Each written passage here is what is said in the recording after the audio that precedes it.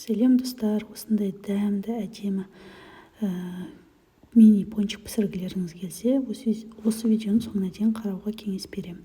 Ол үшін екі-ақ нәрсе керек: бізге жұмыртқа және қойылтылған сүт, яғни сгущенный сүт. Көріп отырғандарыңыздай, мен жұмыртқамды дайындап қойдым. Енді соның үстіне разрыхитель, осындай бір пакетик, яғни 5 грамм көлемінде болады. Осыны жақсылап осылай араластырып аламыз.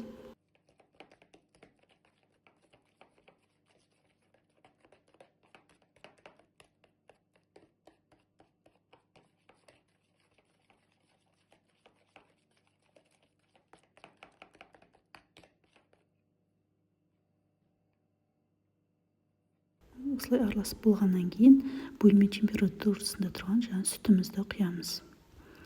Осындай бір қаңылтыр жеткілікті 2 жұмыртқаға.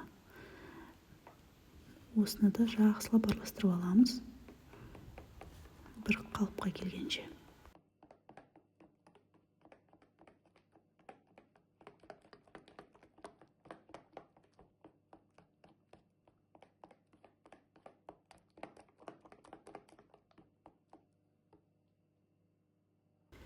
Бір қалыпқа келгеннен кейін үстіне жаңа дайын тұрған 100 граммның көлемінде 100 граммдай ұнымызды салып, осылай жақсылап араластырамыз.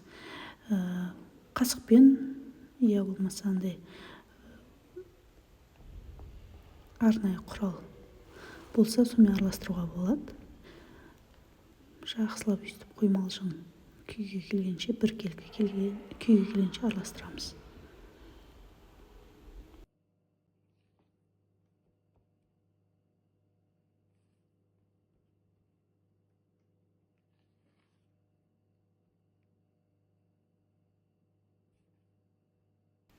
Міне осы күйімен 15 минутқа холодильникке салып қоямыз.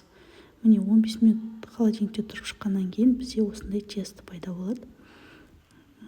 Жайлап ұн сеуіп, осылай жабысқақ болғандықтан үстіне ұн сеуіп, өйстіп басып кесіп аламыз. Жайлап жайып аламыз да, дөңгелек жұқалтаң қылып.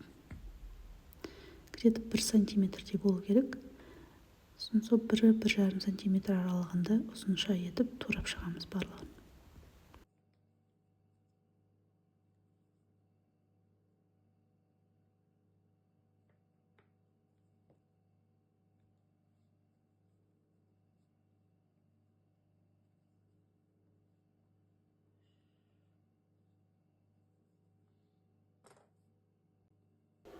Міне барлық тесто туралып болды. Енді тағы да кубиктап тураймыз.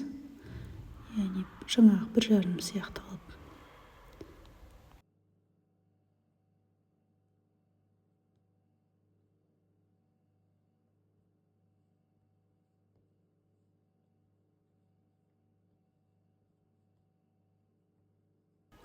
Осылай қызып тұрған майға қуыра берсе де болады, немесе осылай дөңгелектесеңіздер тіптен жақсы болады, әдемі болып шығады. Барлығын осылай біркелкі етіп домалақтап аламыз.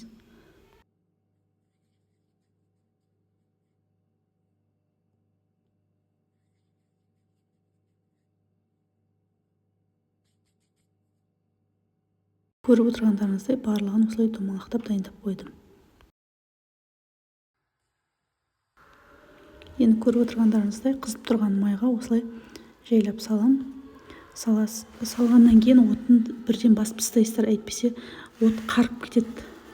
Сырты піседі, іші піспей қалады. Сондықтан отты бір қыздырып алғаннан кейін басып салғандарыңыз дұрыс. Міне қызып тұрған майға осылай жаңағы дөңгелек пончиктерді салып, осылай араластырып тұрып пісіріп аласыздар. Дәмі енді өте керемет. Дайындап көріңіздер, ас болсын. Каналға жазылуға ұмытпаймыз, лайк басыңыздар. Дәмі